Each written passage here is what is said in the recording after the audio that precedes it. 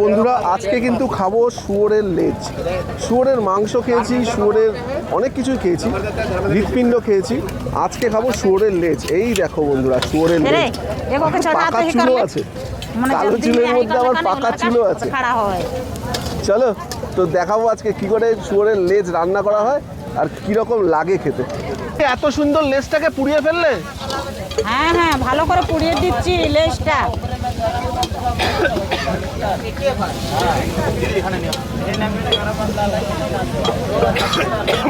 দেখো লেজটা পুড়িয়ে দিয়েছি, চুলটা ভালো করে পুড়িয়ে দিলাম আমি। এবার এটা সাফ করে দিচ্ছি। দিদি সব পছন্দ তো উঠে গেল। হ্যাঁ হ্যাঁ দিদি এবার এটাকে বানানো হবে? হ্যাঁ, এটা বানাতে হবে। কোন স্টাইলে বানাবে দিদি? এটা আদিবাসী স্টাইলে বানাবো। বাহ, তো আজকে বানানো হচ্ছে আদিবাসী স্টাইলে শুয়োরের লেজ। এই তো সেই লেজ না? হ্যাঁ, এটা লেজ শুয়োরের মাংসের লেজ।